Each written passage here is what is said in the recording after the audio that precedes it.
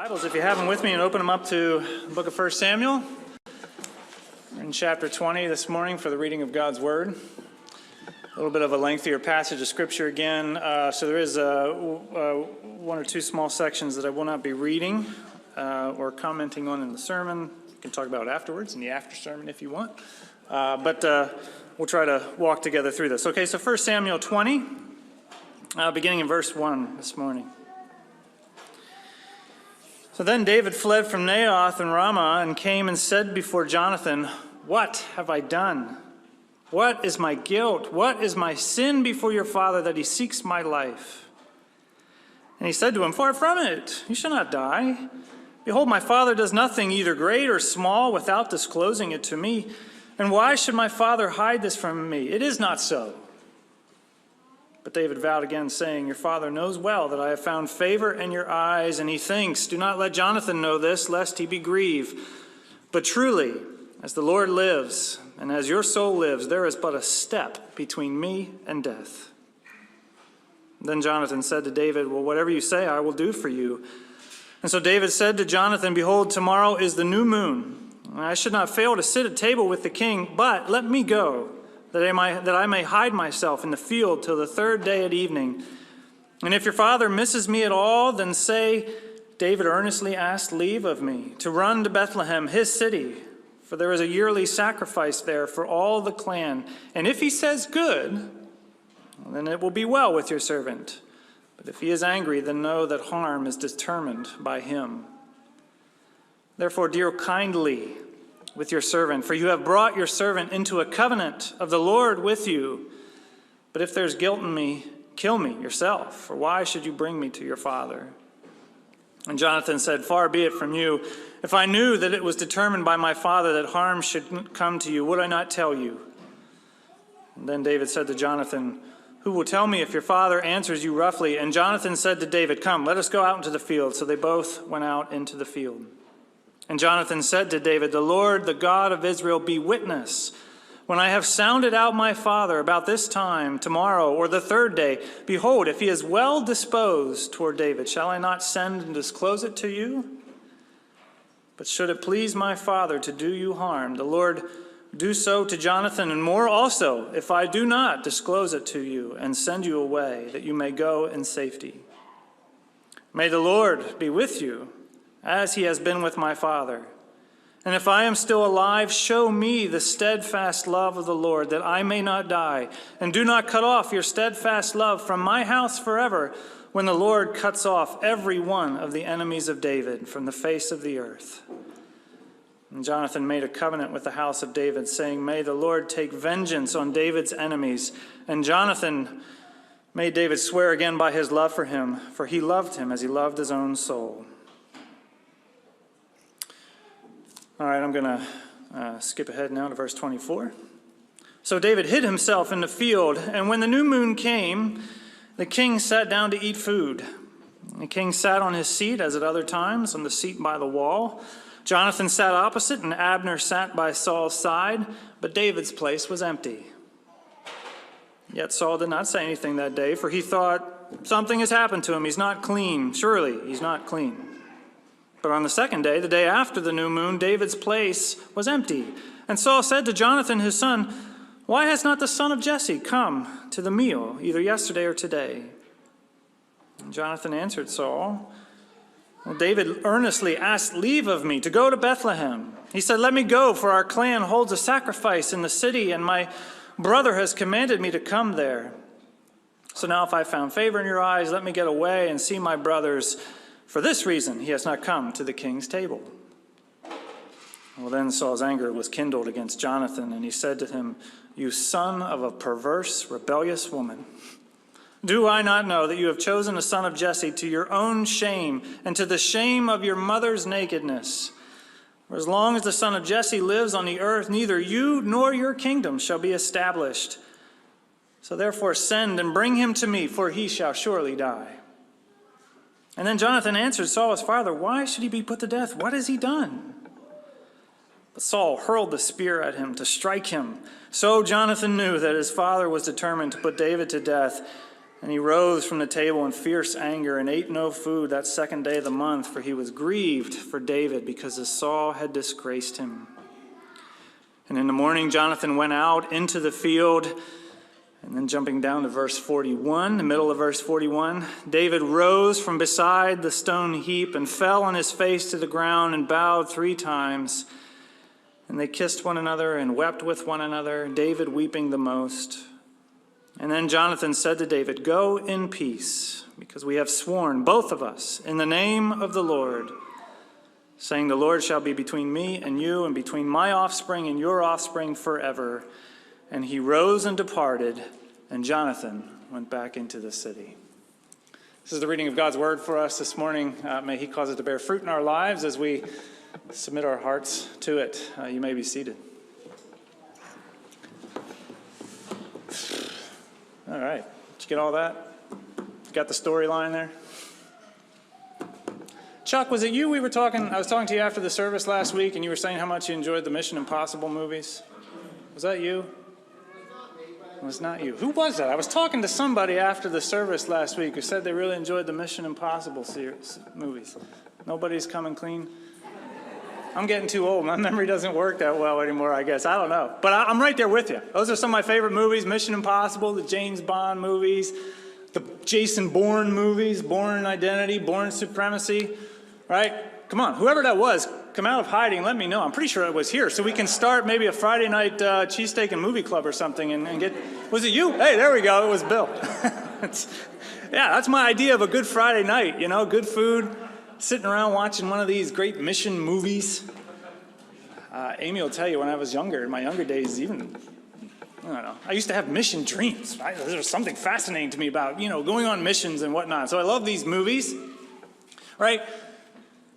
But, so imagine, okay, you're going up to talk to Ethan Hunt, James Bond, Jason Bourne, or whatever, while they are, chasing some bandit through the streets of Eastern Europe. Or they're fighting off the bad guys while someone else on their team is slowly, meticulously trying to move wires on some detonator device that's about to unleash nuclear whatever. And you go up to him and say, hey, I'm sorry, I know you're busy, but can I just have a minute of your time? I just want to ask you a few questions in a moment here. Can you tell me, how would you rate your overall sense of happiness right now?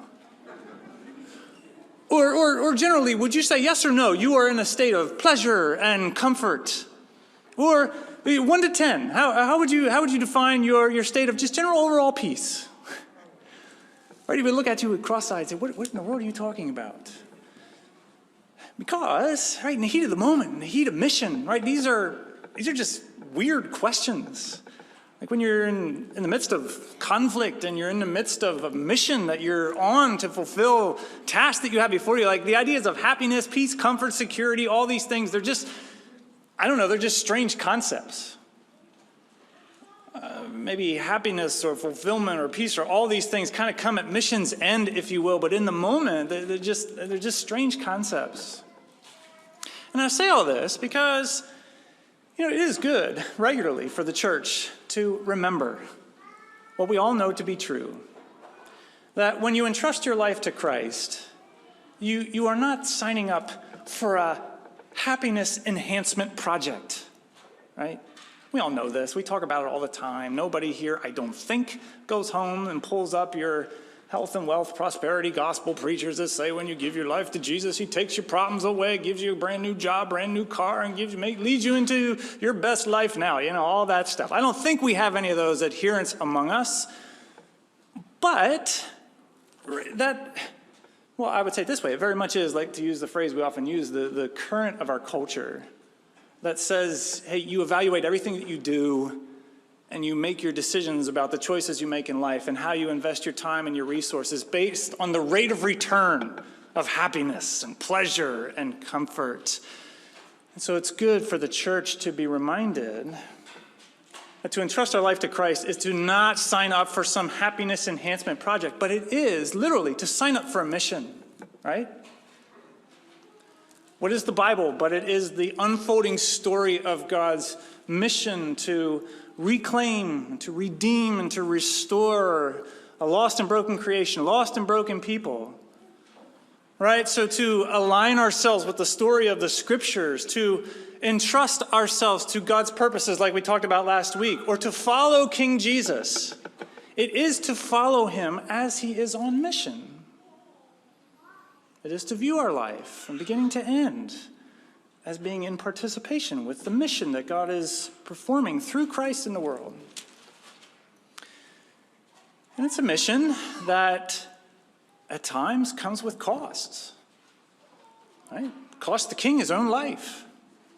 It has cost the church throughout history. It costs the church today around the world some very, at times, intense sacrifices because they're committed to not just living their life, whatever, solitude, in solitude for themselves, but living in pursuit of God's mission. It's a mission that calls us into dark, broken places to be vessels of God's light and truth. It's a mission that calls us to sometimes stand at odds with the prevailing culture or the prevailing power structures. It's a mission that sometimes calls us to be at odds, oftentimes calls us to be at odds with spiritual forces of evil and darkness that are raging against Christ, his mission, and against his church. Which is all to say that sometimes, if you're going to get in on this mission, there's going to be cost. Jesus himself said, hey, to his followers that were trying to follow him en route to Jerusalem where he's going to lay down his life. Hey, you all need to count the cost. Right? There is a cost. And which is all to say that for me, as I read through this passage, that's the big theme that sticks out to me. The cost of aligning yourself with God's purposes and what he's up to and the mission that he's undertaking. Right? It's a story of three characters today, two of which have aligned themselves to God's purposes, have entrusted themselves to him, are submitted to his call, his mission, and who are suffering now the cost of that because there's a third character here that's raging against God's purpose and against God's kingdom and against his mission. It's kind of the big theme of the passage for me. There's kind of a secondary theme here. David and Jonathan's story. Also, this will often be a passage that is taught or looked at or dived into to kind of explore the ins and outs of good, solid biblical friendship. Right? David and Jonathan have this wonderful friendship together, and that's what the passage is, and we're certainly going to talk about that. But for me, it's a secondary theme, and if you actually want to see the true depth and beauty of this friendship, you have to see it in the context of the cost that both of these men are experiencing because of their commitment to entrust their life to Christ and to commit to his call and his mission purposes, okay? So that's what we're looking at this morning. We'll look at David a little bit. We'll look at Jonathan. And I want to look at also at this business of this covenant that they are in together and what that all has to do for us. So that's where we're going. Let's talk about David here in the beginning. The interesting part about this passage is this, for the first time in quite a while, or not quite a while, but in a little while anyway, we're getting how David is processing all this that's going on around him. Right? I've been saying for the past couple weeks, David is sort of like a silent character. The past couple of weeks, like all this drama is going on, all these people are, moving and plotting and helping, and he's just kind of silent in the story. Well, here the silence breaks and we hear from David really for the first time in a while. And I don't know about you, but, like if you hadn't read this before and I read this, it's a little, I don't know, maybe a little bit surprising to me what first comes out of David at this point. Because remember, the last time we heard from David, really in any significant way, was when he was standing on the battlefield, down in the valley, squaring off with the giant Goliath. And without a hint of wavering or any kind of doubt, he's staring Goliath in the face and he's saying to him, you come at me with sword and shield and spear, but I come at you in the name of the Lord of hosts. Israel's God, and this God is going to give you into my hands, and I'm going to feed your body to the birds of the air and the beasts of the field, right? So that all the world will know there is a God in Israel who saves. Right? So I would almost expect here to hear David coming to Jonathan and saying, Jonathan, what's up with your dad? You got to look out for that guy. That guy's he's messing with fire here by, resisting what God is doing in his kingdom. You really should go and try to, hey, look out for your father. Hello? but that's not what it is, right? David, he instead comes out firing with all these questions. Jonathan, what have I done? Jonathan, what's my guilt? What is my sin before your father that he wants to kill me? And Jonathan, he says, no, that's not the case. You misunderstand the situation here. I just had a conversation with my dad a couple of days ago, and he assured me he wasn't going to do you any harm. And David says, no, Jonathan, listen to me. I'm telling you, there's one step between me and death. I make one wrong move, and I'm a dead man. I step the wrong way to the left or the right, and quite literally, I've got a spear sticking out of me. In other words, maybe it's just me and how I'm reading it, but David, he seems a little shaken to me. Or maybe he just feels a little human, right? I mean, he's been on the run now. He had to flee twice from Saul's courts lest he get nailed with a spear. He's had to flee from his house because Saul sent battalions or whatever over to his house to kill him. He had to flee to Ramah with Samuel, who then they had to flee to Naioth, right, because Saul's on the move. And now he's fleeing from Naioth to come back to Jonathan. I just wonder at some point along the way, does he have a conversation with Samuel? Hey, you didn't tell me any of this when you started pouring oil on my head there a couple weeks ago, buddy. I wonder if he's saying, I had it better when I was fighting off bears and lions and dealing with this madman, Anyway, I imagine he's feeling the cost of being the Lord's anointed. And I wonder what he thinks about that. Text doesn't really go there, so I'm not going to go too much further. But, so what he does do is he comes fleeing back to Jonathan. And I don't know if you noticed, but he pleads with Jonathan this covenant relationship that they have. He says, Jonathan, remember, you and I, we're in a covenant relationship together before God. And he starts to plead with him on the basis of that covenant. Okay, so real quickly here, let's pause it. Let's talk about this term covenant. We've had to talk about it a couple times in the book of 1 Samuel, perhaps most recently when we've heard David and Jonathan hurling these insults against the Philistines, calling them these uncircumcised dogs, these uncircumcised Philistines, which basically means, hey, why are we so scared of these Philistines? They don't have the sign of God's covenant. They don't wear the mark of God's promises to them. These are not a promised to people. Why are we so scared of them? Right? Which is what the covenant was. Covenant was this relationship built on promise, where God was saying, hey, I promise to be your God. I promise to have you as my treasured possession in all the earth. I promise to care for you, to provide for you, to give you a land, to make you fruitful and multiply. And I'm going to protect you in my provision for you. I got your back in this, in other words. Or he's saying, I promise to show to you my steadfast, faithful love and loyalty. It's actually a Hebrew word for this. It's hesed. Actually, it's one of those words you got to reach deep down in the back of your throat. Hesed, right? You got to Bob. It's not a word to say during coronavirus because all sorts of water droplets start coming out when you try to say it to somebody else. But right, it's this idea of covenant love, covenant faithfulness that is shown between God and his people. Okay, so that's one dimension of this covenant. But then what you find throughout the scriptures is that God's people are also entering into covenant with one another. And they are making promises primarily to, hey, I got your back in this. And they're making promises of love and faithful loyalty so that when David comes to Jonathan, verse 8, therefore deal kindly, says my English translation. It's a terrible not terrible translation, but it's the word hesed. It's basically him saying, look, show to me steadfast, faithful love and loyalty.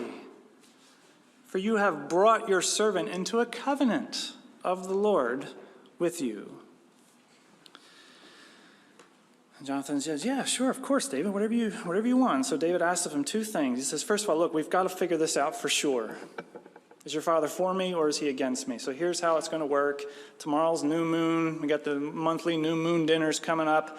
I'm going to skip out on that. And if they ask, you tell them I went with my family and my tribe to offer sacrifices with them. And you watch. And if your father says, okay, no problem, then we're all good. But if your father flies off in a fit of rage, well, then you know he intends to do me harm. No problem, David. Got it. And David says, and look, if there's any guilt in me, if I'm guilty of treason, if I'm guilty against plotting against the king or whatever it is, kill me yourself. Don't hand me over to your father. Okay? So that's David. He is experiencing the cost, and he comes to Jonathan pleading for the covenant, pleading for hesed, for steadfast love and mercy to him. And Jonathan says, yeah, absolutely, David. Which, by the way, as we talk about Jonathan now, I mean, you should understand, I mean, that's a risky business for Jonathan. We know that, right? David, at this point, everybody recognizes David is the rival to the throne. Even Saul, he knows it later on. And back in the ancient world, you didn't treat rivals to the throne very kindly. If you were identified as a rival to the throne, it was probably not going to go well for you unless you actually got the throne. They're probably going to kill you and your family so that nobody from your line could step up and into your place. And it often didn't go well with you either if you somehow could be accused of conspiring with that rival. So there's something of a risk here for Jonathan.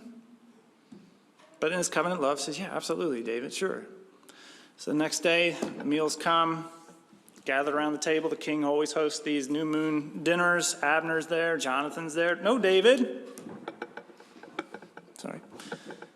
Saul notices, but doesn't think a whole lot of it.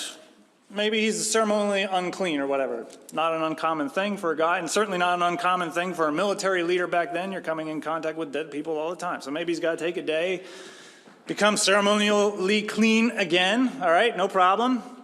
Second day comes, though, and again, no David. Saul says, yeah, hey Johnny, Jonathan, what's the deal with David? No David. Oh yeah, I meant to tell you, he asked leave of these meals to go back and be with his clan, be with his family, and offer sacrifices with them for, the new moon celebration and all that. And boom, just like that, right? Saul goes from 0 to 60, just boom, just like that. And he says, you son of a perverse, rebellious woman. He's not throwing shade at his mom here or his wife. This is an ancient curse, literally. You son of, right? It's that kind of idea here. You align yourself with David to your shame, to the shame of your mother. Don't you know that as long as the son of Jesse lives, you shall never inherit this throne? Which, from one angle might be Saul just very concerned about his boy Jonathan. But on the other hand, it's just Saul maniacally concerned to preserve his kingdom and to preserve his legacy, whatever. Keep it in the house. I don't know. Jonathan says, of course I know this. I've already given him my royal robe. I've already taken off all my royal armor and given to him. I've given him my royal sword, my royal belt, my royal shield, right? Jonathan absolutely knows that the kingdom belongs to David, and he's already yielded to that. He's already counted the cost, but said, hey, this is what God is doing. Why would I not lay down everything to get in on it? And so he says, why in the world should this guy die? And then Saul's just gone at this point. Saul is so in love with the kingdom. And Saul has long since yielded to his pride, his jealousy, his fear, his anger, such that this guy's just completely unhinged now. The text is sort of moving on from Saul, and we're going to move on from him too. But before we do, you should just hear one last time that warning that it didn't have to be so. Saul was not always this maniac. When we first meet Saul, he's somewhat of a simple, noble character. But man, stuff enters in. He starts yielding to pride, starts yielding to jealousy, starts yielding to fear, starts yielding to anger. And now he's just, and resisting God's mercy, right? We've seen that along the way. And now he's just gone. And he does what Saul does, grabs his spear and chucks it at his son, whom he apparently loves so dearly that he wants to give him the kingdom. Let me chuck a spear at you, boy. And Thankfully, again, Saul's got terrible aim, so who knows, whizzes past him or whatever. And Jonathan gets up himself now, very angry, because he's seen clearly what's going on here. He heads back out to the field, and here's where we get that, tender, somber passage where, David sees him and he comes, and what does David do? He falls flat on the ground and he bows 3 times before Jonathan, which I think is David essentially understanding that, okay, Jonathan is still the son of the king. He's the prince. He's the family in power. And if David, as Saul says, is a dead man, look, all he has at this point is the covenant, mercy, steadfast love of Jonathan. So he throws himself down before Jonathan in that way. What's Jonathan do? He says, get up, they hug, kiss. Not at all uncomfortable or uncommon for guys back in that day. And says, go in peace. Why? Because you and I have vowed before God. We have this covenant. We have this bond, but we have this covenant friendship before the Lord. So you go in peace. And then you get this last line, which is just kind of stood with me throughout the whole week. David rose and departed. Jonathan went into the city, which seems very simple closing to the chapter, but it feels very weighty and somber to me. I picture, the sun going down, quiet, sad music starting to stir up, and here they turn away. David heading out back into exile, and whatever lies in front of him in the wilderness phase. And then Jonathan heading back into the city, which really stands out to me because here's the thing about Jonathan, right? To align himself with God's purposes means that I most certainly align myself with what you're doing in David. But on the other hand, to align myself with God's purposes means yet I still have to honor my mother and father. And I can't just walk out and abandon my mother and father. And so he's going to have to go back and still be in service to this madman father of his in this time of desperation, in this time of whatever is going on. And so in the weeks to come, we'll have plenty of time to deal with David in the wilderness. But, for me, it's really Jonathan that I feel heavy for at this point. Right? It's Jonathan who, the kingdom's been transferred. Maybe all the prestige and the privilege that maybe one day as a young guy he was dreaming of, looking forward to, that's all been transferred through no fault of his own, through the fault of his father. There's literally a spear now dividing his family, a spear between him and his father. He may or may not be an enemy of the state at this point because of his known allegiance with David. And he has to go back yet in service to his father, and all the while, which then cost him this great friendship, this companionship, this ally in this mission and this kingdom activity as they have to depart here. So I don't know, I feel heavy for Jonathan. And the other important thing about Jonathan that we haven't touched on yet, but we need to notice, is what does Jonathan do in all this? He does the same thing David does. He pleads the covenant.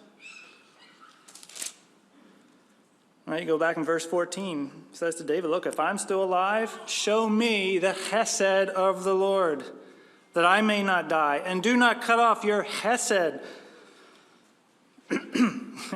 Do not cut off your chesed from my house forever, when the Lord cuts off every one of the enemies of David from the face of the earth. And Jonathan made a covenant with the house of David, saying, may the Lord take vengeance on David's enemies.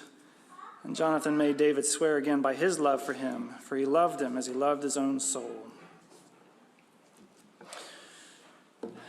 And so there it is. There's your story.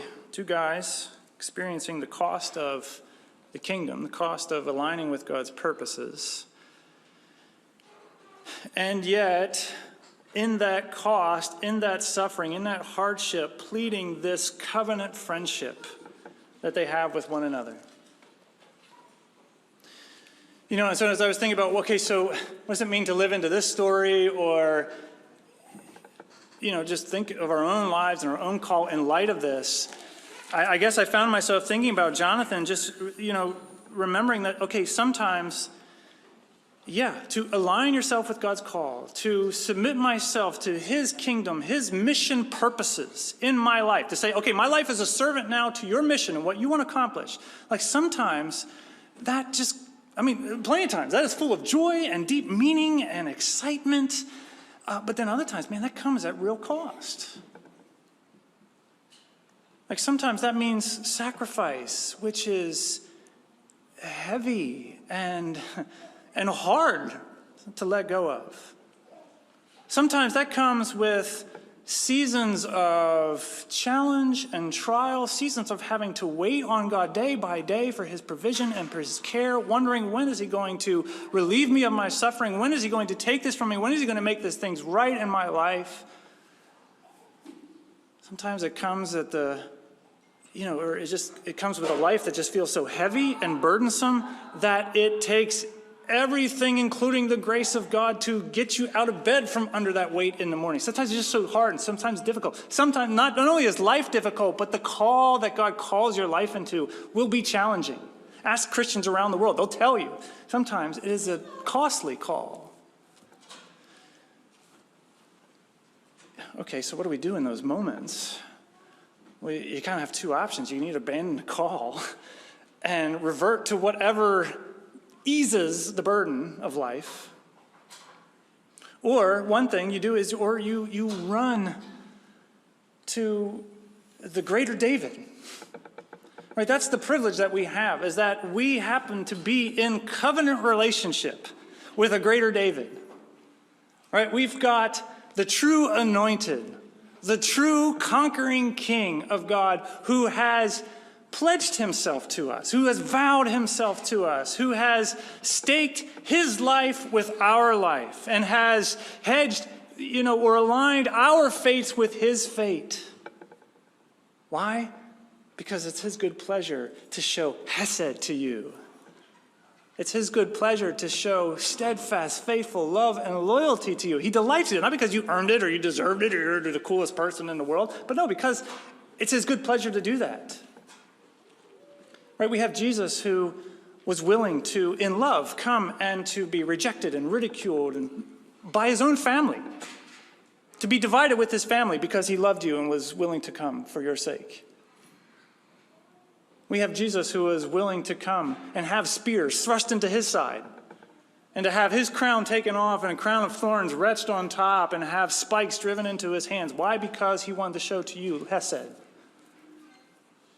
We have Jesus who was willing to go into the ultimate exile, to have your sins placed on him, to have the burdens, the consequences, the guilt of your sinfulness placed on him, and then him being driven into the exile of death so that ultimately you wouldn't have to for all eternity. Why? Because he has covenant love towards you. Hesed. What wondrous love is this, as the old hymn that caused the Lord of bliss to bear the dreadful curse for my soul, oh my soul. When I was sinking down beneath God's righteous frown, Christ laid aside his crown for my soul, right? In love. We cling to that. We cling to the promise that because I've aligned myself with you, because I am showing you hesed, man, I'm going to finish this project and nothing is going to get between you and the glorious future and the glorious promises I have for you. We're working through the book of Hebrews in our grace group on Wednesday nights a little bit, and part of what's standing out to me this time is just how much the writer of Hebrews takes so much value. He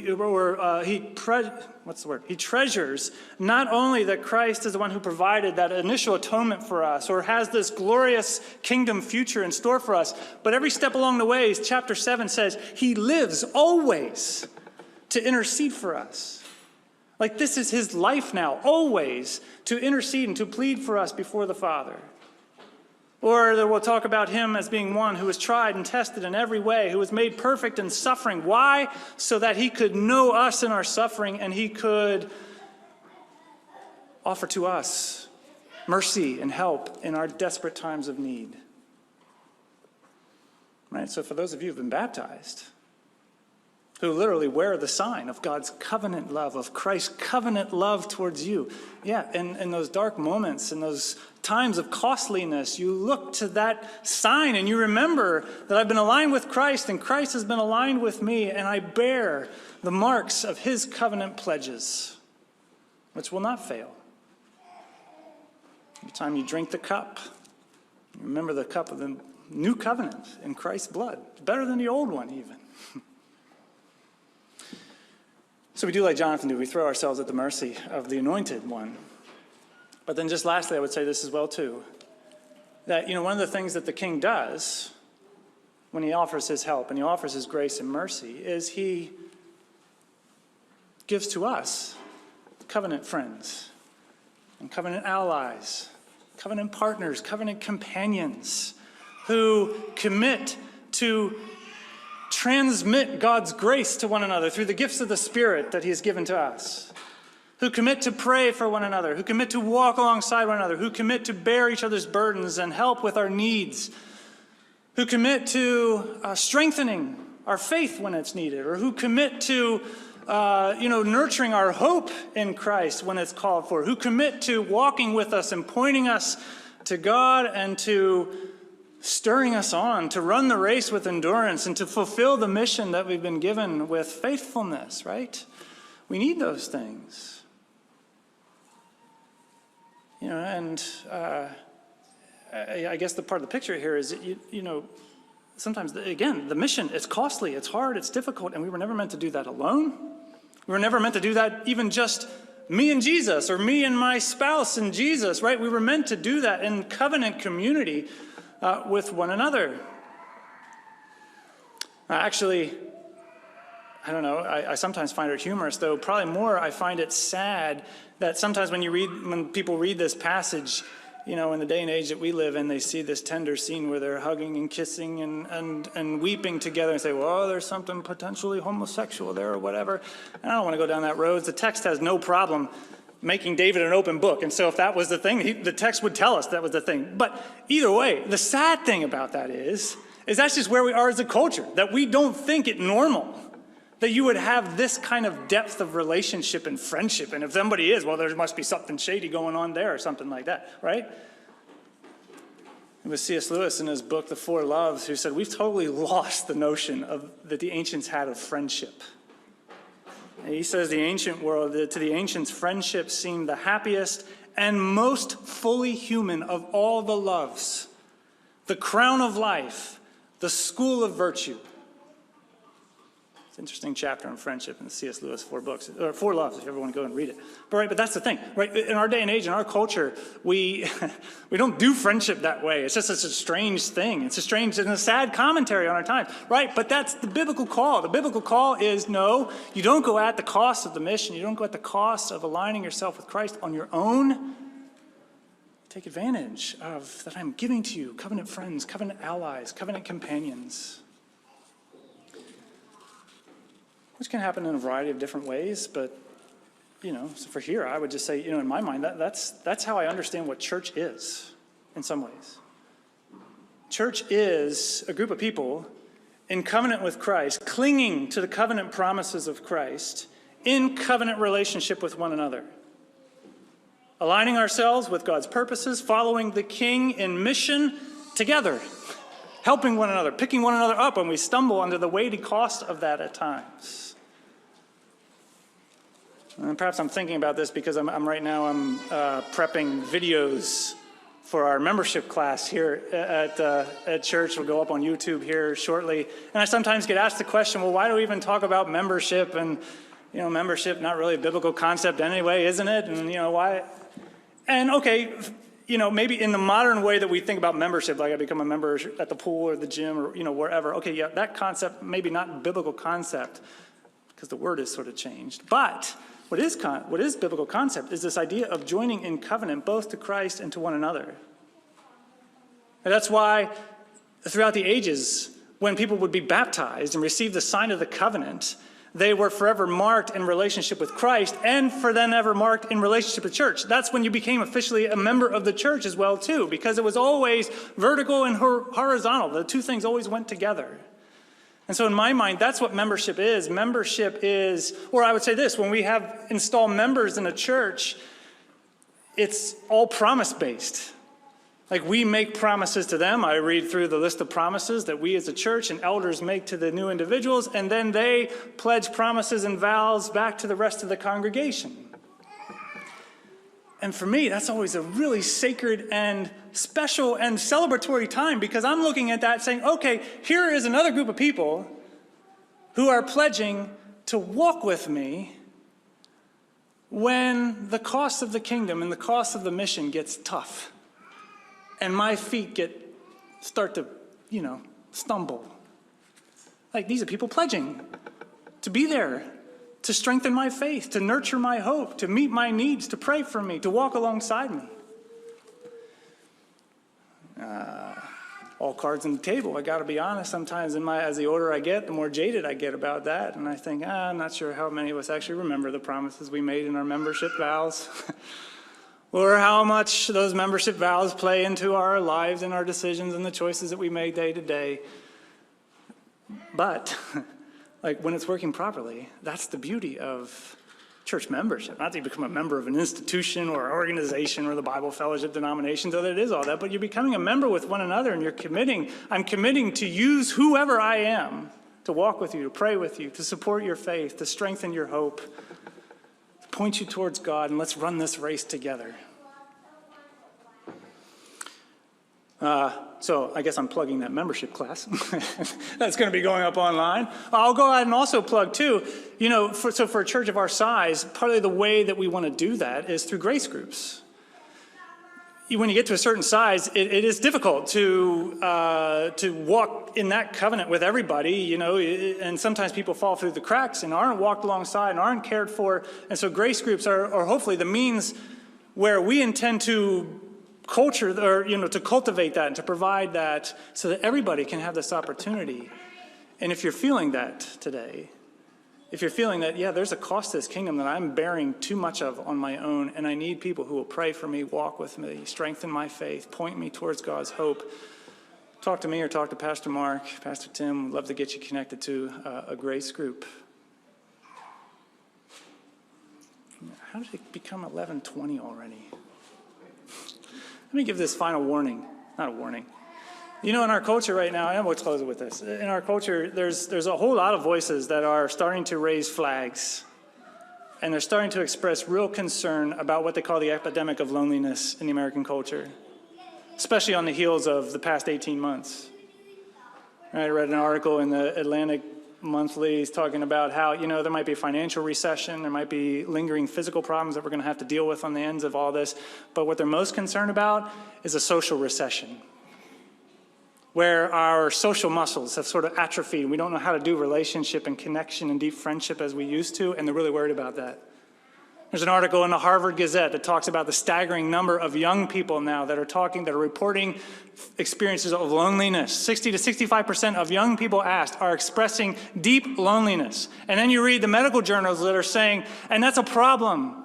It's a problem which leads into all sorts of other problems. It increases your likelihood of depression, the likelihood of anxiety. It increases potential for dementia in older people. Loneliness increases heart disease, likelihood for heart disease. I was reading in the Health and Resource Service Administration said chronic loneliness is like smoking 15 cigarettes a day. I don't know what that means, where that comes from, but it has that same effect of being a light to moderate smoker, right?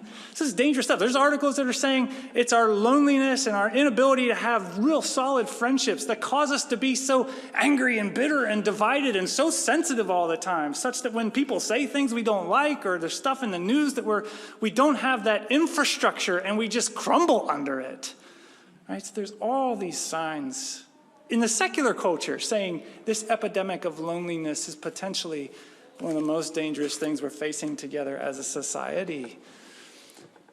And it shouldn't be the case in the church. The church is the place where God, in his grace, has given to us the gift of covenant friendship, of covenant ally, covenant companionship. He's given us the greatest gift of the true King, who pledges his hesed to us and invites us into the joy and the meaningfulness of going at the cost, the call of mission, together, showing chesed, steadfast love and loyalty to one another. So may God lead us in doing that well together, for his honor and glory, for the sake of his mission. In the name of the Father, and the Son, and the Holy Spirit we ask. Amen.